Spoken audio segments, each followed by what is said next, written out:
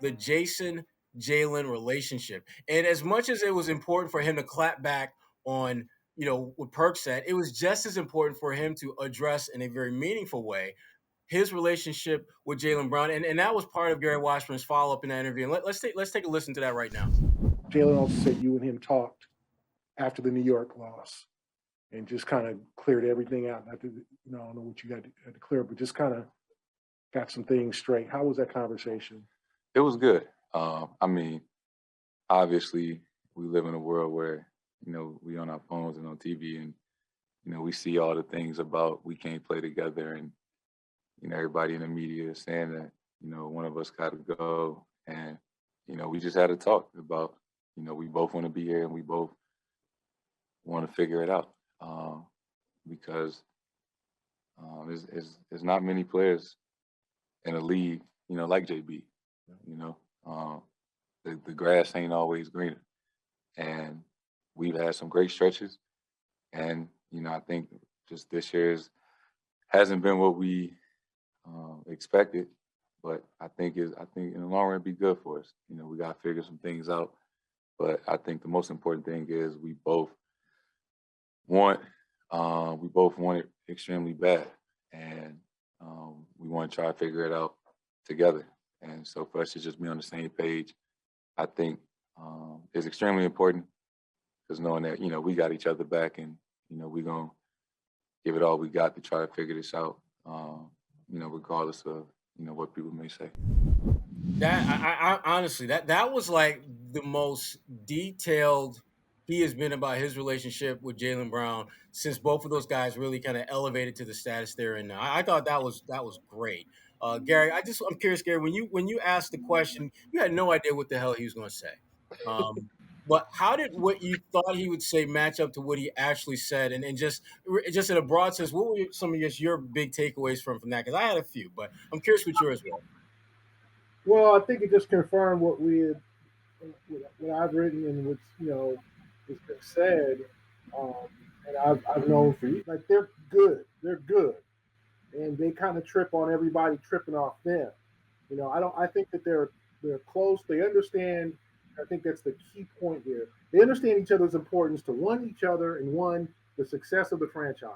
They know Jayson is not going to take the Celtics to promised land, uh, championship without Jaylen, and vice versa. It's not going to happen. Like Jayson is not. You're not going to have a one man team. You're not going to be LeBron in 2016, or you're not going to do the whole put me, jump on my back, and I'm just going to carry whatever dude is on my team, and we're going to win it. Like you can maybe like I think they went to the Eastern Conference Finals a couple years with that kind of mentality, but they need each other, and I think they both realize that. They both understand our games are different. Jaylen's a more physical player. Uh, is a guy who has come from probably farther in his game. He was a when he came out of Cal, he was just like a dude who was a freakish athlete who didn't have a lot of refined skills. He didn't shoot the three well. He was just a get the ball, go to the basket, and dunk on you. That was Jaylen's game. He has learned, improved his handle, although it can get better. Improved his handle, definitely improved his outside shot, developed a mid-range game, become a better defender. Jayson was more of a, wine and cheese player, a smooth scorer, a George Gervin type, a guy who could his game was very refined. Remember, as a rookie, he just had that like, whoa, like, wow. At 19 years old, he's taking step backs and his footwork is good, and so they've come from different places. So Jayson has been both of them have been the top prospect, the number top 10 list after, from the time they were 13, 14, 15 years old. But they've come from different roads, but I think they've learned to appreciate each other. They root for each other. Look what happened when Jayson won his gold medal, came back to Vegas, put it on Jaylen put it on his neck and was like, they were like, that doesn't happen. Like it annoys me, this whole trade thing. You don't trade an all-star unless one of the all-stars is disgruntled. If he's like, I want out, ask Oklahoma City how they feel in hindsight about trading James Harden. Like at the Houston, ask them about that. And what they got in return, Jeremy Lamb, and Perry Jones. who I Remember, love, yeah, but like wasn't very good. ask Oklahoma City, ask teams who traded all-star players because the fit wasn't right. You make it work. You make it enough. Like Smokey's mama said, make it enough. You make this work. Gary, you know damn well they don't know about Smokey. The games are too similar. No, I've just never heard this before. Well, the games are just too similar. But no, you make it work. You make the players, you build teams around them, and then you have them both expand their skill sets so they can help each other. That's what Ime. You can take shots at Ime all you want about this team and his job, but he has said, I need both of them cats to be better, both of them to be playmakers. That's how you have them play together. You don't say it about Harden and Durant.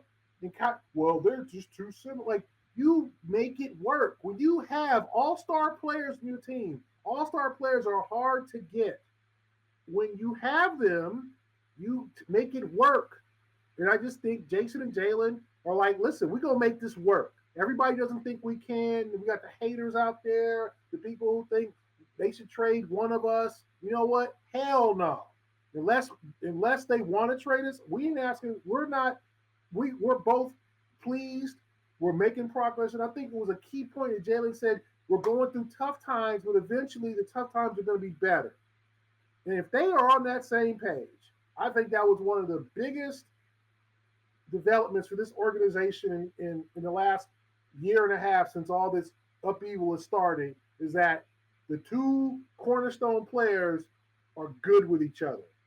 That is hard to find in the NBA. Oh, such and such and such. This Simmons unhappy. Such and such happy. This person unhappy. Damian's ready. Dame's ready to get out of port. Like, they're not ready to get out of nowhere. So don't take that. Don't take that for granted, and you make it work. I may be getting ahead of myself, but in 20 years, when they make a documentary about the two of them, I think it's going to be one of the most phenomenal things that we look back on because the adversity that they're dealing with now, even if it's just fans and media, I think that really is fueling them to want to be good together. And you look at their win against the Pacers last night and the fact that they both were able to score in double digits, rebounds and points wise, and still play off of each other and still equally be successful. So that's what makes Tatum's tweet stand out even more when you look back on it because it's like, all right, yes, I did have a bad night, but then we bounced back and both of us are able to be successful in a game where we really needed that win. So I'm excited for the future of the two of them, especially if they can stay together on a specific team, because I think that they do have the potential to be a really good NBA duo if they really are willing to just block out the noise and continue to grow on what they've already done so far. Well, I think what we're seeing right before our eyes is the evolution of two all stars to becoming one great dynamic duo. Because when you think about where the season began for both of them, there were lots of questions about leadership, lots of questions about whether they can play together, lots of questions about can they play together with their teammates. There's a lot of there's a lot of Kyrie Irving in them, where it's all about them. It's all about them calling their number, getting their points, getting their stats. And what we saw Jayson kind of take the initial step in being more of a playmaker, a distributor. And then when he missed a game or two, we saw Jaylen do a little bit more of that to the point where Jaylen in the last couple of games, he's literally been their best playmaker. And now you're starting to see them be effective and efficient in the same game where they've figured out that balance between who should be more of the facilitator tonight versus the scorer. And at the end of the day, lo and behold, you're both in the mid 20s in terms of points scored. And one of you probably has more assists than the other, but that's not going to be the way it is most nights. They are, to Kwani's point, they are being galvanized by the haters. They are being galvanized by the critics who don't think that they can work and play well together. Because remember, when they first joined forces, we spent too much damn time trying to come up with damn nicknames for them. That doesn't happen. That does not. Oh, Kwani, you didn't have to roll the eyes. Yeah, it was bad though. It was some of them were really bad. Shout out It to my wasn't boy you. Kyle Draper, who had some of the worst nicknames for Yes, them. he But did that's have some of the worst he had nicknames. some bad ones.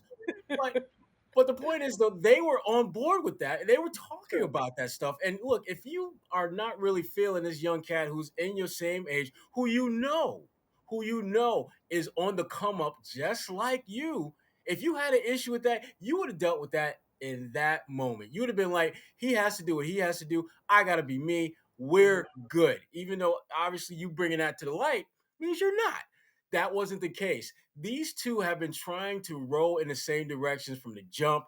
And the only reason that it's an issue, the only reason that we're talking about it as much as we have, is because this team has not been as successful as we've seen their early years together. And so that raises a lot of questions about the front office and whether do they have the best talent around them. Now, they've had some unfortunate and freakish things not go their way with guys like, Gordon Hayward getting hurt, Kyrie and his mess, Al Horford unexpectedly leaving because they wouldn't show Al the money bag that Al thought he was entitled to, and Al eventually got. No issue, no shade at that. That's what you do. It's part of the game. But it meant that a lot of the comfortable pieces around them, the guys that they could count on, the guys that were very reliable in those moments, didn't exist. And so now all of a sudden they had to adjust to being the face of the franchise, the pillars, if you will, with a lot of pieces that they weren't necessarily familiar with. And if we're being honest and keeping it 100, weren't as good as some of the players that they got it done with in the past. Now, with what Tatum has said and what Jaylen has indicated on more than one occasion, to me, the onus is on Ime and Brad to figure out how to put the right championship caliber pieces around these guys. They have to be smarter with the draft. If you got a 22-year-old who can knock down 3-point shots, you don't trade him for 2 future late or mid second round picks. And if you're wondering what I'm talking about, Desmond Bane is who's coming to mind. I can't let that go. Yeah, we talked about him every week. I wish I could, but the more I watch him play in Memphis, the more it just absolutely makes my stomach curdle thinking about how that dude could have been doing the damn thing in Boston. Yeah.